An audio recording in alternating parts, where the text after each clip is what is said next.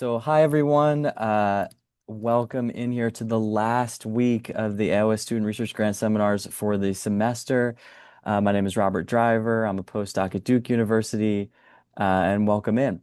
As you may have heard me say before, each year the AOS offers students and early career researchers the AOS Student Research Grant, and this celebrates the challenging and innovative work of the uh, AOS Research Grant recipients here at the AOS Research Grant Seminar Series by sharing that AOS funded and related work to all the AOS members. And each week we have showcased the research plans or research of a 2024, 2023, or 2022 winner in a seminar style format. And like I said, we're here at our last week now, but we will have another lineup for everyone in the spring of another 15 weeks of seminar to enjoy of AOS funded research. So before we turn our attention to Faye's research, I just want to mention if you have any questions, there will be time for Q&A at the end of the seminar. And you can ask your question by either raising your hand with the raising hand icon on Zoom, and that will allow me to unmute you. Or you can ask your question at any time during the hour in the chat box or the Q&A box on Zoom, and I will monitor this variety of ways to ask a question. I'd like to remind everyone that this is an AOS sponsored event and that all participants are required to follow the AOS virtual meeting event code of professional conduct. And I'll post a link to this code of conduct in the chat. And I will also post a link to the post-seminar evaluation form where you can provide us feedback, and that will be helpful moving forward for our spring series, as well as a contact email for the AOS Student Affairs Committee. And also please be aware that we're recording this talk. Okay, so today, Faye Romero is currently a PhD candidate in evolution, ecology, genetics, and genomics at the University of Rochester. And Faye's academic career began with a Bachelor's of Science degree in molecular environmental biology from University of California, Berkeley. And during undergraduate, Faye researched the phenotypic consequences of range expansion in Anna's hummingbirds into urban environments with Dr. Noah Whiteman, and this research is published in Global Change Biology. And Faye also worked in the Museum of Vertebrate Zoology there at UC Berkeley, and her research from this time is published in the American Naturalist and Proceedings of Royal Society B. And in 2021, Faye joined Nancy Chen's lab at University of Rochester to research the genomics of Florida scrub jay, which we'll hear about today. And her research on genomic resources in scrub jays is published in G3, Genes, Genomes, and Genetics. And Faye has been exceptional in acquiring her own funding to conduct her research. So in addition to the AOS Student Research Grant, Faye has also won the Frank Chapman Memorial Fund from the American Museum of Natural History, the Robert K. Wayne Award that's from the AGA, the American Genetics Association, and the Society I need to take a breath here, and the Society of Study Evolution Lewontin Award, where she also gave the SSE seminar that I hosted previously. So she has the distinction of being the person who has I've hosted twice for a seminar now. And in 2023, Faye was awarded the prestigious NSF Graduate Research Fellowship to fund her graduate time in graduate school here in a PhD program. So with that, I'll turn it over to Faye for her talk entitled The Genetic Landscape of Inbreeding Depression and Gene Flow in a Wild Population of Scrub Jays.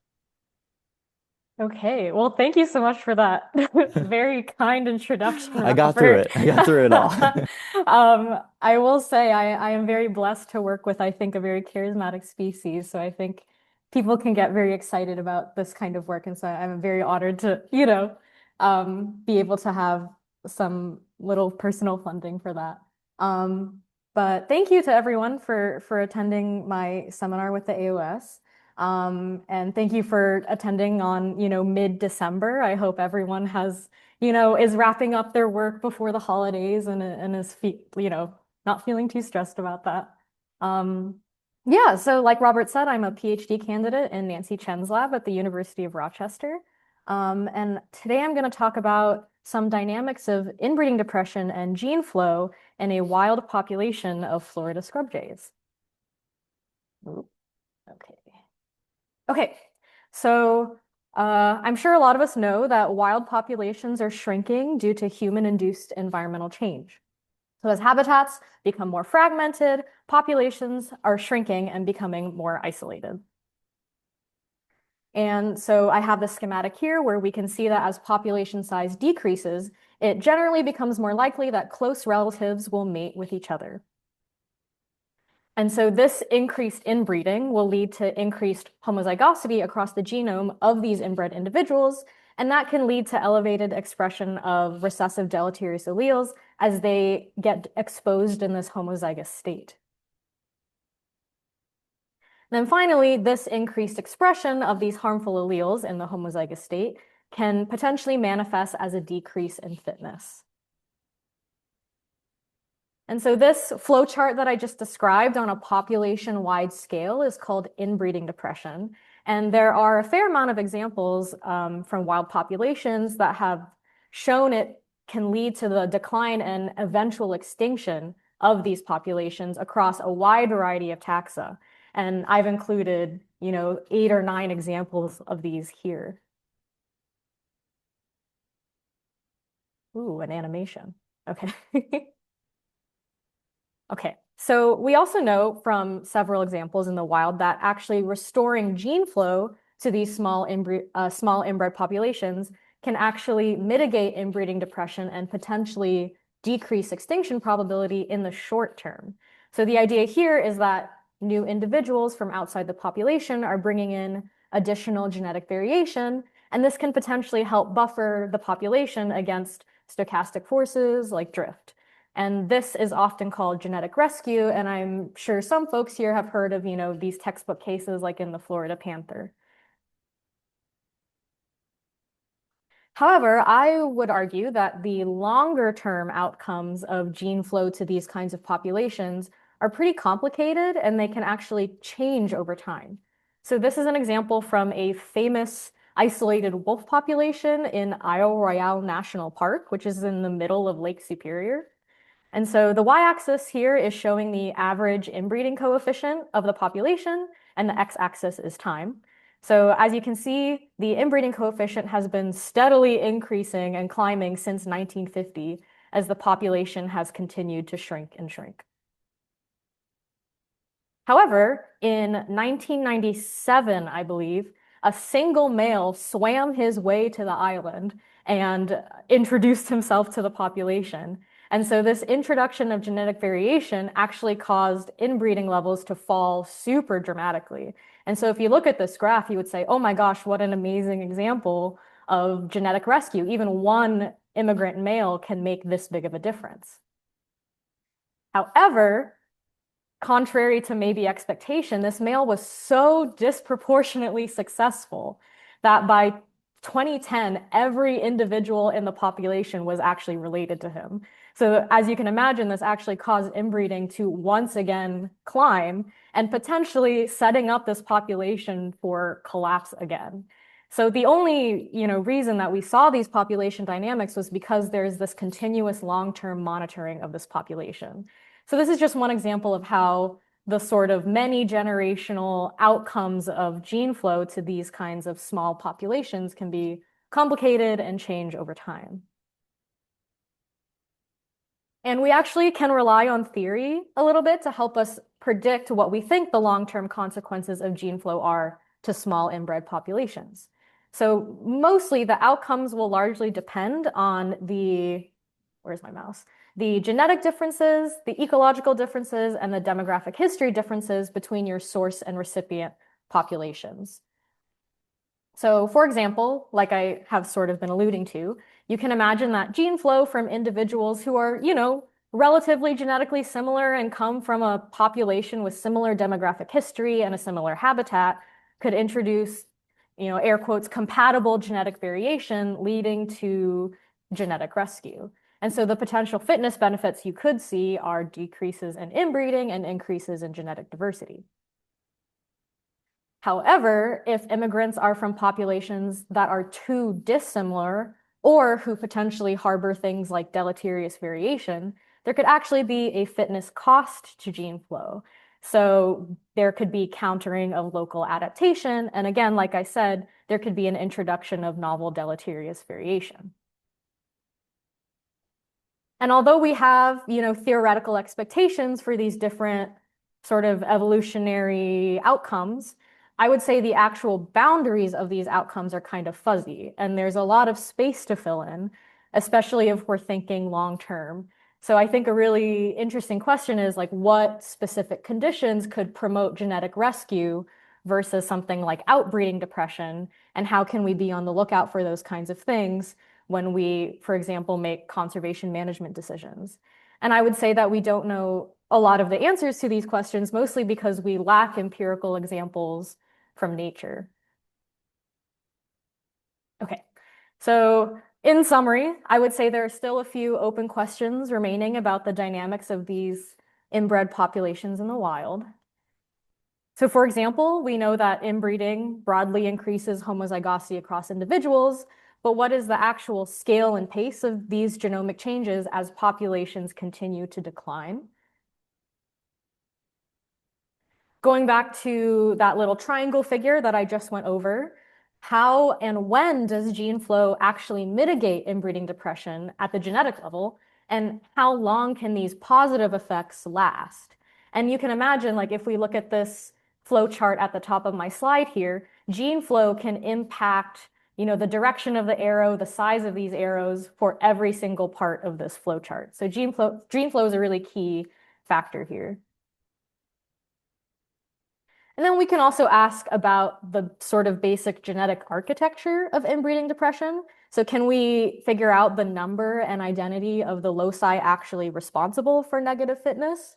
And like I said before, we generally know that this buildup of recessive deleterious variation contributes to inbreeding depression, but we don't have a clear idea of how exactly deleterious variation across the genome is associated with like observed fitness consequences. And how is deleterious variation exchanged between individuals and how does it manifest? I would say that's a pretty open area as well. So I would argue to conserve species in decline, I would argue that we really need to better understand the interactions between inbreeding depression and gene flow in natural populations specifically. And again, I hope this will ultimately help us make more informed conservation management decisions for the long-term benefit of many of these species that we care about. However, as I mentioned before, these questions remain open because we, I think, kind of lack empirical examples from nature. And I don't think that's the most surprising because the data requirements are actually quite intense to answer these kinds of questions. So you would need long-term data from, a small inbred population where you're tracking every individual throughout its life. So you have lifetime fitness and an idea of where that individual is going. And on top of that, you would also need matching genetic data and fitness data for all those individuals in order to answer these questions comprehensively. I would say I'm very lucky to work with one of the few species I would honestly say, in existence that has this kind of data to study the genetics underlying inbreeding depression in the wild. And so I'm introducing here the Florida scrub jay. So the Florida scrub jay is a federally threatened bird that's endemic to the state of Florida, and it's restricted specifically to this fire-maintained dry oak scrubby habitat. They're very picky about where they nest and where they like to hang out. And so they're also cooperative breeders, uniquely, which means they live in these family groups, which are made of multiple breeding pairs, and you have a male and a female breeder that have their own territory. And the offspring of these pairs often remain on their natal territory for a few years as helpers to help their parents rear more young and defend the territory, etc., before dispersing a few years later to find a territory of their own. And so they are also non-migratory and socially and mostly genetically monogamous. We found, I think, a extra pair paternity rate of, I think it's less than 4%, so that's pretty low. And so you can, all this to say they kind of stay put and they're easy to follow. And then historically, their specific dry oak scrubby habitat was quite continuous across Florida. So that's this gray shading here.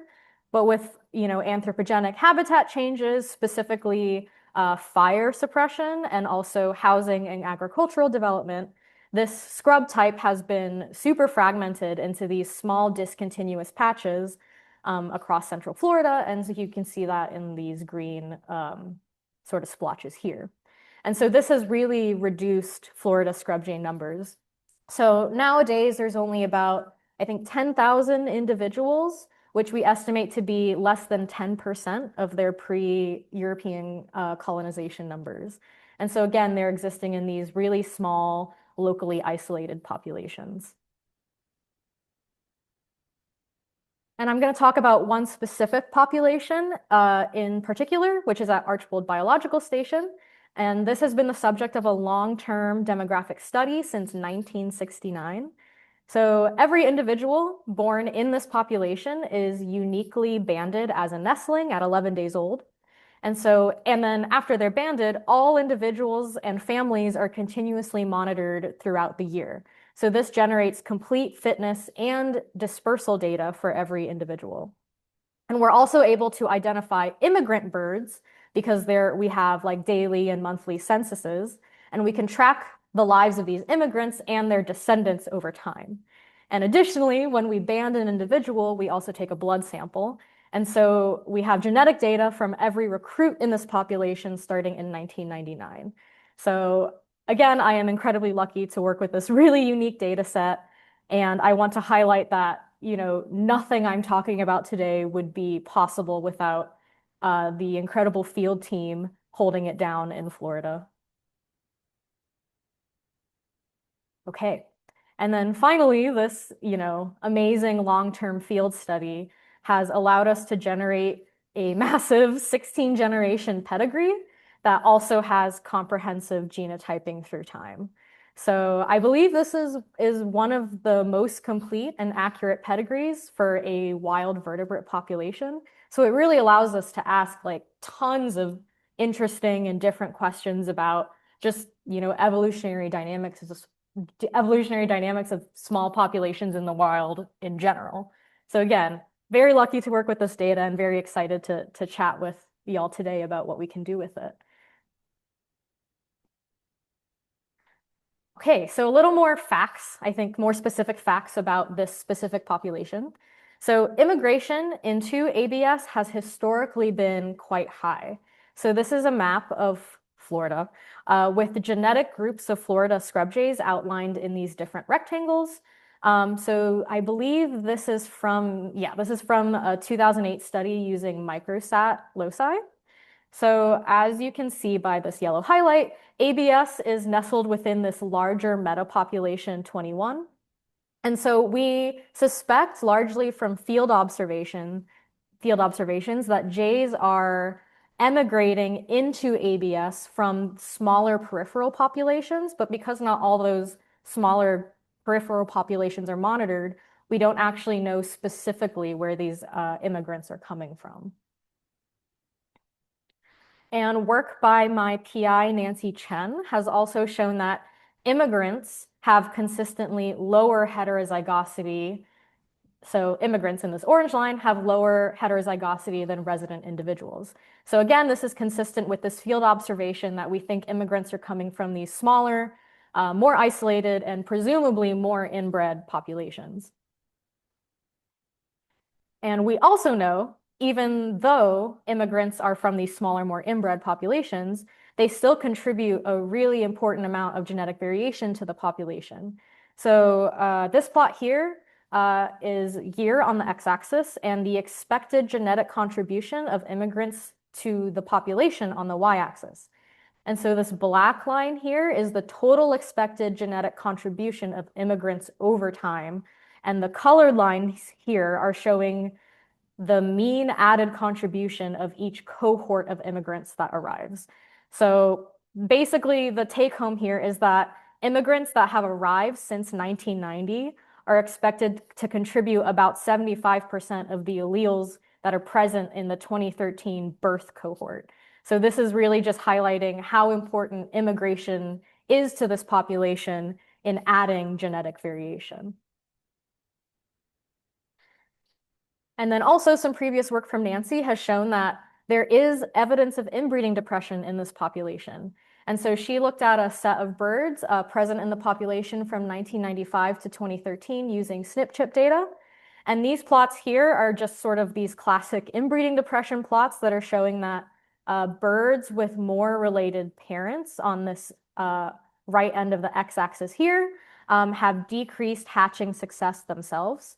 And also these birds that are more inbred, so maybe this dotted line right here, are less likely to survive to later life stages when compared to other less inbred individuals. And so we found, or Nancy found, that inbreeding is associated with, a variety of fitness metrics, including lower hatching success, nestling weight, survival, etc. And this is really important because one of the key findings of Nancy's work was that immigration has been declining since 1995, which has actually led to an increase in inbreeding. And that, that all makes sense because we know that immigrants are contributing lots and lots of genetic variation. So as immigration decreases, it makes sense that inbreeding continues to increase, right? And we know that this is a causal relationship because of those models that Nancy ran previously. And I just want to point out that, that previous genetic study was considering individuals present in the population from 1995 to 2013. So since that time period, there have been many more years of additional data, and both demographic data and pedigree-based inbreeding coefficients support this idea that immigration has only kept declining and inbreeding has kept remaining high. But we haven't explored this period with genetic data just yet. Okay, that was a lot of background. So in summary, this population is threatened. Its sources of genetic variation are being cut off. We've observed inbreeding depression in this population, but pretty interestingly, we actually haven't seen a decrease in census size, although, I feel like that could maybe be on the horizon.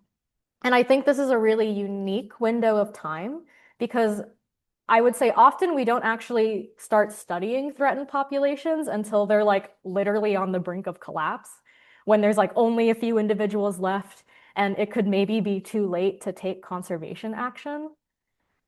And so I hope I've convinced y'all that with our, with this amazing data set and with this unique window of time that we're in, we can really, dig into the evolutionary dynamics of this population that's, I would say, in the early stages of decline. It's like starting to become isolated. It's starting to become more inbred. And it's a really interesting point of time where we can sort of see what's going on under the hood. Okay.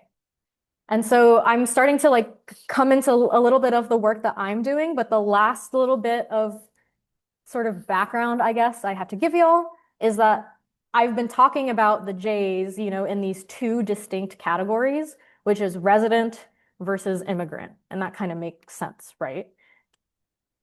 But a different way we could think about it is that because there's so much immigration, it means that birds that are actually locally born themselves actually have high amounts of immigrant ancestry in their genomes. And you can actually, have hypotheses about how much immigrant ancestry they should have based on how many immigrant, parents and grandparents and great-grandparents they had. So if I can break it down. So for example, we have a resident here who mates with an immigrant, and we can call their offspring an F1. And so half of their genome is expected to be of this red resident background, and half is expected to be of this blue immigrant background. And so I just want to clarify that when I'm saying F1 here and for the rest of the talk, I'm not referring to like a cross between two species, but a cross between two Florida scrub jays from different populations, all in relativity to the Archibald Biological Station population. And so like I mentioned before, you can sort of keep fleshing out these sort of classic, like crosses to include all these different kinds, including back crosses and F2s. And because, we have this really amazing pedigree, we can actually take every individual in our population and put them into these ancestry categories, and sort of take this really fine scale look at where these birds are coming from and how they're mixing. And I think this gives, well, and firstly, I want to say this is work by Jeremy Summers, who was a previous PhD student in our lab and is now at Virginia Tech. And I just want to say that all this categorization was largely his work. And so I'm very grateful that he has shared how he did this with me. But yeah, so for example, in this like sort of dark blue teal color, you can see that, there's this amount of immigration, and you can see that it's sort of declining since the 2000s, which is something that we've known. And then I think something else that's quite interesting is that in the dark red, you can see that in these early years, the amount of pure residents was much higher in the early 90s. But as immigration has like happened and continued, the population is becoming more mixed. Okay. And the button to this part of the data is that this fine scale categorization allows us to examine, I think, very uniquely the multi-generational effects of inbreeding and gene flow, like I mentioned in the beginning of the talk. Okay, that should be all the Florida scrub jay background. So I'm getting into a little bit of specific questions that I'm interested in answering. So for example, we can ask, how do inbreeding levels and patterns of homozygosity differ across these different immigrant ancestry categories that I presented? We can also ask how patterns of deleterious variation differ between the categories. And finally, I think a really interesting question we can ask is whether homozygosity and or deleterious variation are actually associated with observed fitness consequences. So I think these are really interesting questions that we can ask given the data that we have, and gives us like a window into what's going on in this population. We know it's inbred, we know some things from the pedigree, but does that differ from what's going on in the genetics, and can we link that to fitness? And so all the previous work that I presented used SNP chip data, which isn't it's not dense enough to answer these kinds of questions. And also that data that I presented encompassed the years 1995 to 2013. So the Trent Lab has been working on generating a whole genome data set for all 3,800 jays present in this population from 1999 to 2021. And so that's a 22-year time period. And so I'll just briefly say that, I'm going to give a shout out to the wet lab team. It took many, many hours of lab work and organization to locate the blood samples for all these birds, get the DNA, box it up and send it for sequencing, and deal with what happens when sequencing fails, because that does happen, right? And so it was a really big team effort, and we actually just wrapped it up within the last year. And so, shout out team. Like, it was a really amazing job. Okay. I see a heart. I don't know if that's a member of the team, but I appreciate it. I can't see who's reacting. But anyway, so that was the wet lab phase. And then in terms of sequencing, just to give y'all some more hard numbers. So this is just a bar chart of our sequence data. So the y-axis is the number of individuals, and the x-axis is natal year. And the absolute height of the bar is, the absolute height of the bar is the total population size for that year. So as you can see, especially as we get into the 2000s, we have genomic data, whether it's both whole genome sequence and SNP chip data, or just whole genome sequence data. But we have genomic data for nearly every individual present in the population from, about the early 2000s. And so even more hard numbers. So we ended up sequencing 593 Js to 20x coverage, and the remaining 3,100 Js to 2x coverage, for a total of, again, about 3,800 Js. And I just want to thank, the American Ornithological Society for their generous contribution to this project. It helped us sequence more high coverage birds, which I'll talk a little bit about later, but helped very much improve the quality of the data set. Okay, and then some fun bioinformatics. So to talk a little bit about how we handled all these birds and why we decided to sequence some to high and some to low. So this might be familiar to some folks, but this is a very standard, we had sequence data at high coverage, we called variants, and so we have what we're calling this high coverage reference panel. So this is just variant information for these about 620x birds. And then for the low coverage samples, I align the reads of these 2x coverage samples to our reference genome. And it all comes together when I use the high coverage reference panel to actually infer the missing genotypes in the low coverage sample set. So this is called genotype imputation. And it is a technique that, I think is becoming more, I guess, trendy. I don't know the right word to say, but it's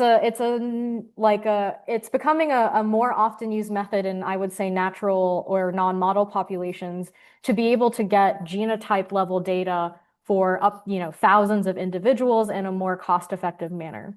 So basically what genotype imputation is that it's, you have your high coverage samples and it leverages the haplotype diversity in this B panel, in the high coverage panel, to fill in basically the genotype gaps in the low coverage set. And so it's a really interesting method and has worked actually quite successfully for us. And so, I did genotype imputation with this program Glimpse2, and I ended up having this final variant set with genotypes for all 3,800 individuals, and that final VCF was about 7 million SNPs. Okay, and then just to prove, hopefully, that genotype imputation was actually successful, we did a pretty standard method that I've seen in the literature, which is you test genotype concordance. And so I chose 20 samples and basically calculated how frequently the genotypes of each sample were identical between this data set and Nancy's previous SNP chip data set. And so basically you're looking at like a truth set versus this test set here. And so this is a plot with basically this is imputation accuracy on the y-axis, and the higher the value, the more frequently those genotypes were identical between those two sample sets. And then the x-axis is different allele frequencies, and there are 20 lines in this plot for each of the 20 samples. And so the take-home message here is that for the vast majority of the samples and the allele frequencies, genotype concordance was like about, I think our average was 98%. So that's pretty good. We felt pretty good about that. You might be looking at this point and being like, rare alleles, oh gosh, like why are they called at such low accuracy? And that's something that I am looking into. And there are different methods out there to sort of refine your rare allele calls, because you can imagine that those are pretty important. And so this is a part of the pipeline that I'm, reading a little bit more about and working through. But at least for the sample set that I'm presenting today, with a relative average of 98% concordance, we felt pretty good about using this data set. Okay, and then finally, I took that SNP set and I used some common software that maybe y'all have come across to get some genetic information that I'm interested in. So, I can get levels of homozygosity with Plink, and I can annotate the genome for functional variation with SNP-F. And so there are other programs out there that can achieve the same things, but for the data I'm presenting today, this is what I used. Okay, so here we're back to these specific questions. And so now that we have all the genetic information and we have our genotypes, we can ask, firstly, how do inbreeding levels and patterns of homozygosity differ across those ancestry categories? And so really quickly, I'm just going to show you this toy pedigree, which depicts the relationships between individuals in a population. And so these bars are representing the genomes of these individuals. And this is, one copy of the genome in this focal individual in blue. And we can trace the journey of this individual's genome down the pedigree to her descendants. And recombination is breaking up these haplotypes over time, right? And so I've made it so that there is an instance of inbreeding between first cousins here in this generation, where both the mom and the dad are transmitting an identical haplotype from this focal individual back here. And so this is a shared haplotype that is inherited from the single common ancestor, and this is called a run of homozygosity. So this is a stretch of the genome where an individual is homozygous at all sites. And so the standard way to calculate inbreeding at a genetic level is to sum up all these runs of homozygosity and calculate the proportion of the genome that's truly homozygous. So this is called FROH, or the ROH-based inbreeding coefficient. And this is the most accurate measure of individual inbreeding that we can currently get. And then demographic history can also shape our expectations for the abundance and size of ROH. So here's just a figure from a 2018 review paper that's showing, these different population scenarios. So you have a big population, a smaller one, and then an inbred population. And so it follows that smaller populations here on this right side are expected to have more ROH when compared to larger ones because of, past inbreeding and shared parental ancestry. So if we look at this schematic and we think about all the background I gave you about the ABS population, I would assume that the ROH distribution and the amount of ROHs should follow these inbred smaller population schematics here. Okay, and I'm finally going to show some results. So I'm going to show you basically the mean ROH-based inbreeding coefficient across these different ancestry categories. So here's just a brief reminder of how all of these individuals are sort of related. And again, these are crosses between resident birds from Archbold from the ABS population and immigrant Florida scrub jays from some other population. Okay, and so I kept the same color scheme, so I hope it's not too overwhelming. But so here are the results. What did I use? I used Dunn's test to test whether basically any pair of these ancestry categories have significantly different FROH values. And I put one asterisk here because there were many significant relationships, and basically every pairing that involved residents was significant. So FROH was significantly different between resident and resident backcross, resident and F2, resident and F1, etc. And I didn't want to plot all those bars. I felt like it would be a lot. And so, in summary, what I'm saying is that residents have higher FROH than individuals with any immigrant ancestry. And so I sort of stared at this for a while and I was like, that's interesting. Because, we sort of have this presumption and what we know from the field that immigrants are coming from these smaller, more inbred populations. And so maybe, you would expect that you would see higher inbreeding coefficients in those immigrants. But I think actually what these results could be reflecting here is that immigrants are actually coming from multiple source populations. So I think what this is saying is that basically immigrants are genetically different enough from residents that when they mate and have offspring with residents, they're successfully breaking up these ROHs. So if you have any immigrant ancestry, basically an immigrant came in, gave genetic variation and broke up those ROHs. And so you just have less, long ROHs and less total ROH in your genome. And so I think that's what's happening here. And one thing that I'm intending to do and I really want to do to move this project forward is actually to figure out where immigrants are coming from. And I think that is everyone sort of always asks, like, where are they coming from? And it's like, well, because Archbold is the only monitored one, we don't, they come in and we're like, we don't know where you're from, but we're going to band you and we're going to track you. And so there are definitely genetic methods, right, to sort of potentially assign local ancestry. And we also have collaborators who are potentially sequencing other populations to hopefully get a better sense of where these guys are coming from, because you can imagine the different, if you know the population sizes of these different satellite populations, it could inform these analyses a bit more. So we're really hoping to do that in the future. But as of right now, I think this is again showing that residents, like pure resident individuals, are more inbred, which I think makes sense, suggesting multiple sources of immigration. Okay, so we can actually break this down even further. We can learn a little bit about actual timing of inbreeding by looking at relative amounts of ROH of different length categories. So on the x-axis is like different bins of ROH length, and the y-axis is mean percentage of the genome. So, longer ROH tracks are indicative of very recent inbreeding because recombination has basically had no time to break up these haplotypes. So very long ROHs are like inbreeding happened, 2 generations ago or something. And so this is just, I'm presenting some data for one category, immigrant birds here. So basically immigrant birds have mostly medium length ROHs. And so we can do this for every single category, right? And we can compare the results.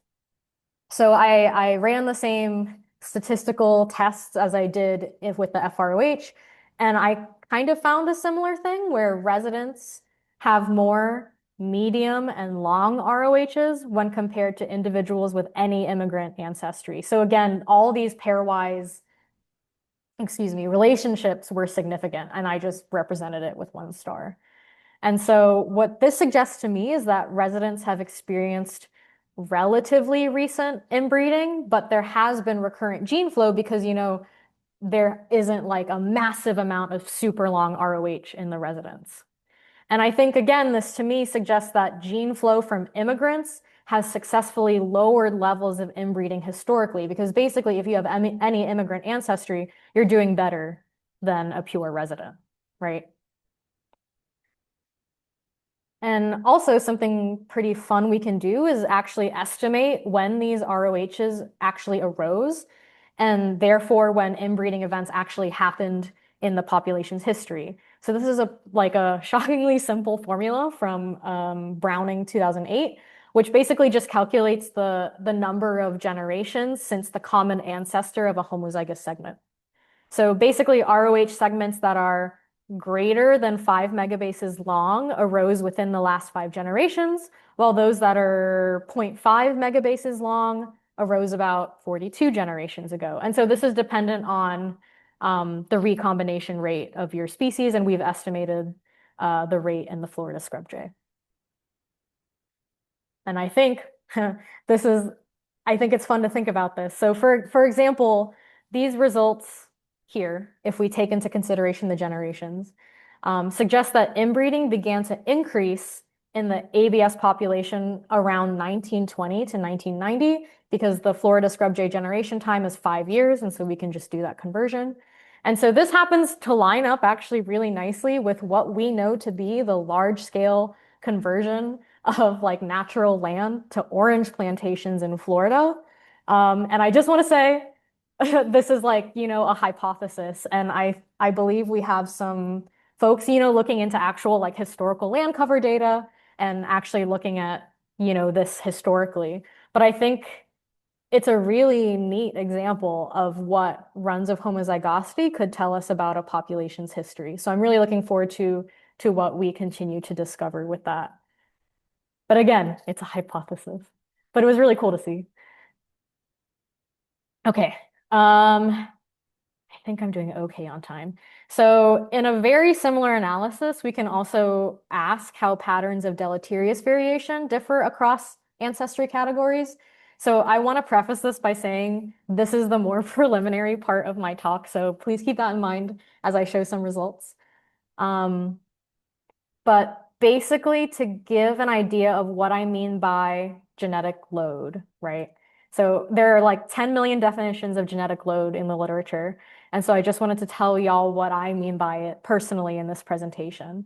So this is a very, like toy graph here of the inbreeding coefficient on the x-axis and lethal equivalence on the y. So when I say lethal equivalence, it's just, the mutations that will reduce fitness. So the total sum of lethal equivalents, is equal to what I'm calling genetic load for this presentation. And so as I explained at the very start of my talk, inbreeding increases the homozygosity of an individual. So as more harmful variants, sorry, let me rephrase. So as an individual becomes more inbred, harmful variants that were previously hidden as heterozygotes will actually be converted to homozygotes and expressed as negative fitness. So therefore, they call, there's one way to call it, which is realized load, homozygous load increases as you become more inbred. I hope that makes sense. And therefore, on the other side of the coin, that must mean that as homozygous load increases, heterozygous load or masked load must decrease. And so there's an inverse relationship here. And so I think you can think about this on like a population-wide scale. So if you have small populations that have persisted for long periods of time, I would say maybe they would sit on the right side of this graph here, with high realized load and low masked load, either because of inbreeding, right? Or because drift actually can fix deleterious variation by chance. And so I would expect, small populations to sit here. But in contrast, large populations should have more masked load as opposed to realized load because selection is more efficient at removing those exposed homozygous variants. And so you can imagine as a population sort of oscillates on this x-axis over time, the ratio of these different kinds of loads will change. And so there's different expectations for these ratios and what those fitness consequences could be for the population. So this is like, I'm really like reducing a lot of theory into like a toy example. And it's a lot more nuanced and I hope I'm not oversimplifying, but I hope it captures like the gist of what we can learn from genetic load. So I'm just going to present some quick results here. So I'm only going to present one category of deleterious variation and how it differs across ancestry categories. So the y-axis here is genetic load, but it's going to be the total amount of homozygous, loss of function, and missense variants annotated across the genome. So I chose this category to present because these are basically variants that are predicted to cause a relatively strong negative fitness outcome. And because, they're homozygous, they're predicted to cause a loss of function mutation or a missense mutation. And so the thought behind that is that, well, those are probably most likely to cause an actual phenotypic consequence in the individual. And there are tons of different categories of load, but I am only showing this one today. Okay, and as there's a theme in this presentation. The overwhelming pattern I found, again, is that residents have higher homozygous bad load, deleterious load, than compared to individuals with any immigrant ancestry. And so again, those pairwise comparisons were all significant. And this again is largely agreeing with those ROH results that I presented earlier. But so I looked at masked load, right, of the same type between these different ancestry categories. So basically it's the same exact kind of genetic load, but instead of homozygous, it's heterozygous, so masked. And the results are a lot less clear. So basically every pairwise comparison was significant. And, this is pretty new and I'm still trying to figure out how to interpret this. And I think a lot of it could do, with how you're, annotating the genome and like what's heterozygous, what's homozygous, assumptions about dominance and all these things. And one thing I'm intending to do in the future is, try out a few different programs to see which works best and which is the most conservative and what makes the most sense for this data set. So I'm still a little, if anyone has any like strong opinions about this data, please let me know. But this is just an example of what we can get with looking at genetic load across the genome. Okay, and I think I'm low on time, but I think I can finish. Okay. The last question that I really briefly wanted to touch on is, given that we have lifetime fitness data for all our individuals, we can actually test whether homozygosity and deleterious variation are actually associated with fitness.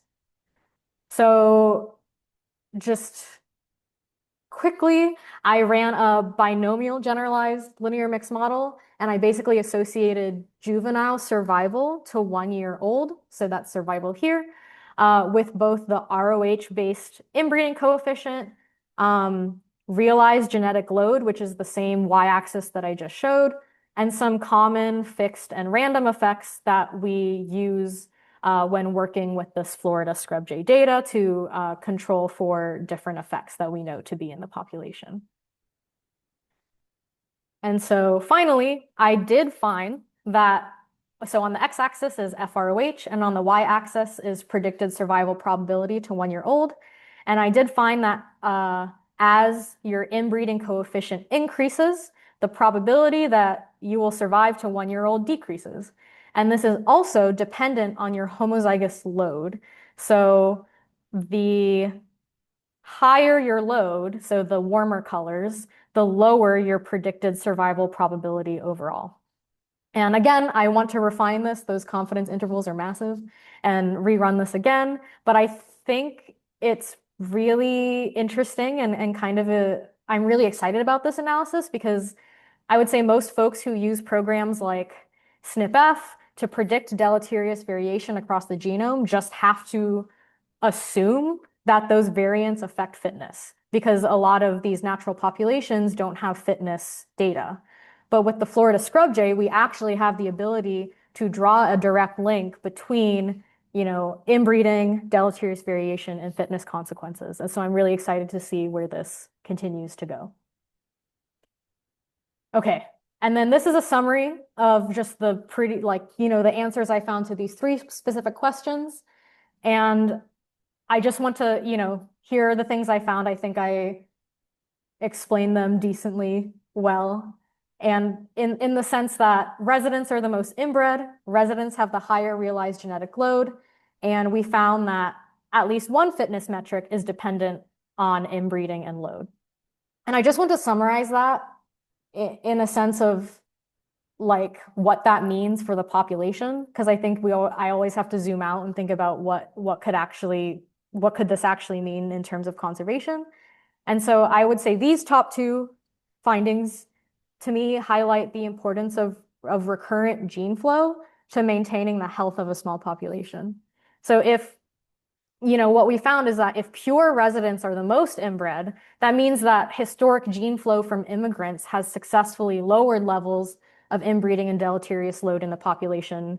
And that effect we saw persisted across several generations.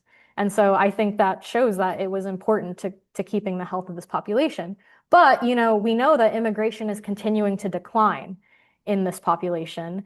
And, there's no reason to believe that it won't keep declining. And if, those beneficial effects of immigration might expire soon. And so that's not a really good sign. And so I think it really highlights the importance of how important recurrent immigration, not just like one instance of gene flow, in the past. It's been really important that it's been successive. And then also, like I mentioned before, I think it's reassuring to see that these predictive annotations of deleterious variation do correlate with fitness, at least in this system. So the last thing I'll say is that if you look in the conservation genetics literature, I think you do find people recommending certain conservation management decisions based solely on these predicted amounts of deleterious variation. And so I've seen papers where they suggest allocating more resources to a population because it has higher load, even if they weren't able to associate load with actual fitness consequences in that population. And of course, it's like an incredibly useful tool to diagnose. Like we need to be able to diagnose these populations without, having to spend X amount of dollars going out in the field and getting the fitness data. And so the tools are super, super useful. But I really hope with how unique and lucky I am to work with this data, I hope to keep testing these kinds of assumptions that we have about conservation genetics and how we diagnose these populations as I continue to work on this project. and hopefully continue to increase our ability and our understanding to actually predict the evolutionary outcomes of these populations. Okay.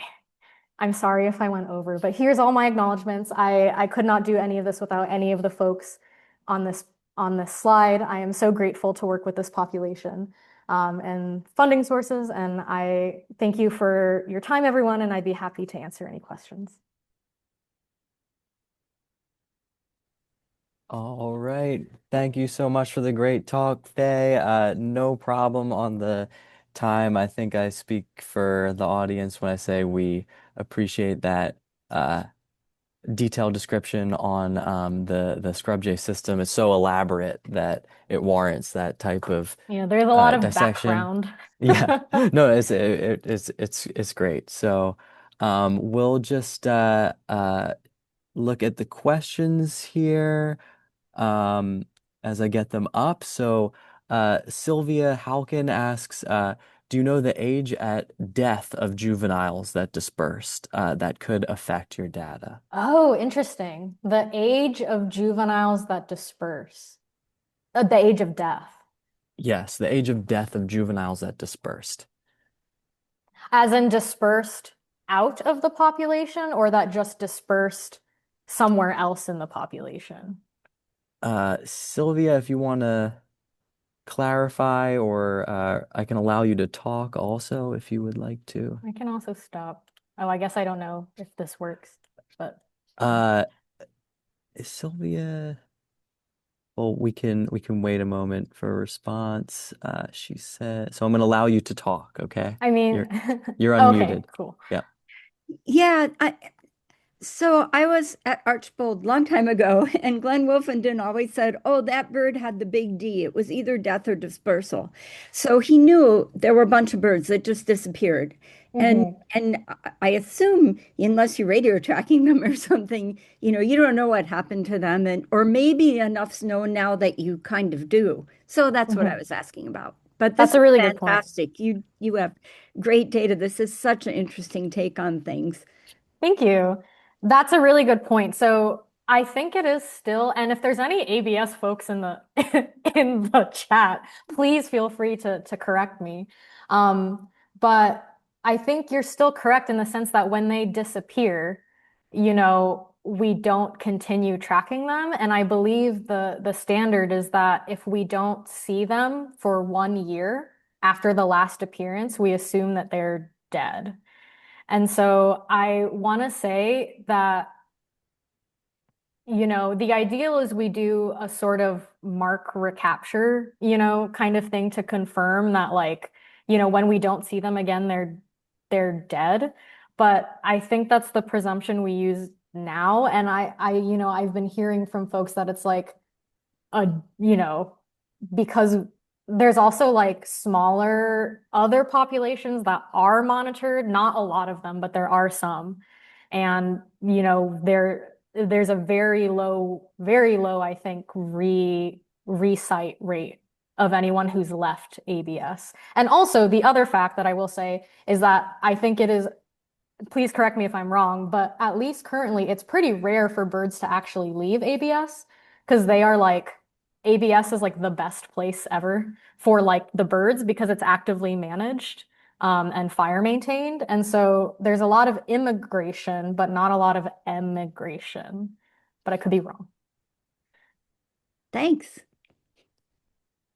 Yep, and we are getting some thanks, Faye, and we are getting some comments from some previous Archibald uh people who were there. Reuven says, thank you for a wonderful drive down memory lane. Was there from 1990 to 1993. So maybe some of those data points are in the were in the presentation. Um, so Tim O'Connell says, wonderful presentation. I know this grossly oversimplifies your work, but I'll be doing this for my students.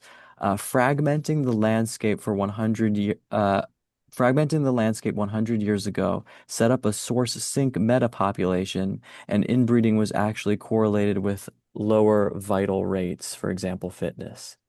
If you like to comment. 'Comment. Tim is I guess you could turn this into a oh oh Oh, this okay. is what you, oh, sorry. I was like, is this a Yeah, I wasn't question? so Okay, this was during in March 1989 at the ABS. So cool. more ABS history um here. 100 Uh years ago. So yeah, oh 1920s. Yeah. 1989 he said. Sorry if I said 1889. I Oh, apologize. no, no, no. I was 1989. just reading the comments of fragmenting the landscape 100 years Oh, ago. sorry. Mhm. So I was like, okay, I mean, I think that's the conventional when we know that stuff started getting ultra developed in Florida. Um and I just have a question. I thought on one of the very early slides, it was like uh the resident versus immigrant populations, the resident with the resident or you'll correct me if I'm wrong, but one of the populations was dying uh more at later stages of life. Mm, There were four life stages, and there was a comparison and the significance of survival at each of the four life stages. And there was only significance at right. the later life stages. Mm-hmm.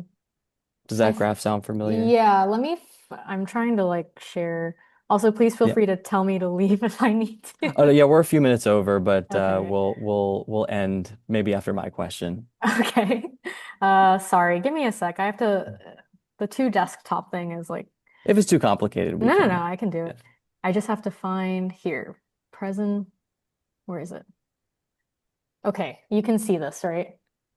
Yes, it's presentation mode, but yeah, Oh, okay, wait. Let me just find it. the You can PDF. see all my notes. Uh, oh my God, it Yeah. was Nancy's work. Here we Yes. go. Yeah, so uh right, it's that second graph. And then There we go. exactly, yes, that's great. Um so but I was just comparing that with your runs of Mm, homozygosity graph, which showed hmm that survival was lower if the runs of homozygosity were higher hmm up until a year of life, right? So hmm that was showing survival decreases at the time that this graph did not pick up. Is So that I think so so my survival was survival to 1 year old. And Mhm. so I believe that is this column. Oh, okay, yearling. Okay, Yes. got you. Okay, to So make it to the yearling. yes. That's how I missed it. Okay, so that Yeah. makes so then it's consistent. Yes, I believe so. And that is we know also from many people's work that, you know, basically, folks have asked in many different ways, how do you predict whether a scrub jay will live and produce offspring and be successful? And it is mostly, do they survive to 1 year old? And if they can survive to 1 year old, it basically then it is relatively like, well, and then they have to become a breeder, which is also another sort of key stage. But we picked juvenile survival to 1 year old because it's like a critical sort of period of time. Um, but yeah, it does seem to match, which I think is really interesting. Yeah, just curious if maybe if you extend it to breeder, it will continue to match I would there. love to look at that. It's definitely more complex. Like as you get further in, it gets more complicated because basically you can imagine that there are, I think getting to the breeder stage, there's a lot more other variables that can contribute to Mm. whether you make it to that stage. Well, I mean, the same can be said about yearling, but I think it's more like the question is like intrinsic versus extrinsic. And then it's like, ooh. Yeah, That's why we well, tried to like, when we run the models, you account for stuff like, parental pair ID because some parents are better than other parents and things like that. So, yeah. yeah, may not just boil down to one measurement Yeah. there. Um, okay, so last question, and then we'll end it because I know we are 6 minutes over. I apologize to everybody, but last question. And from an anonymous attendee, thank you for the fantastic presentation. Not a very technical question, but living in a similar fire-adapted ecosystem in Canada, I see the consequences of fire suppression on species here. Is fire suppression a concern for the Florida scrub jay, or is it just anthropogenic land use slash conversion? Thank you for the question. I think fire suppression is actually incredibly important. So the population at Archbold, they do prescribed burns. So basically, the scrub jays are really picky, and that, A, they like a very particular species of scrub to nest in, but B, they have a really specific height that they also like to nest at. And so they have, historically relied on these frequent fires to burn the vegetation, and then the vegetation regrows, and then that oak is at their preferred height. And so I think there's some folks looking at, you can use satellite data to look at like burn area and things like that and see if it associates with um, different scrub jay metrics. But like we do know that fire suppression has been a factor, I believe, in like they basically, if they fly to a habitat and they don't like it, they'll just keep going. And so the more and more, we suppress the fire, the less and less there's this ideal scrub height for them to nest in. So yeah, it's definitely important. All right, great. It looks like that those are all the questions. Um, and yeah, people are saying a great talk. I'm glad that we had 67, 68 minutes here to learn about it, so that's great. And all right, everybody, we will end it here. Have a wonderful holiday, and we will see you in the spring. Thanks, Bye, everyone. everyone. Thank you, Faye. Thank you, everybody.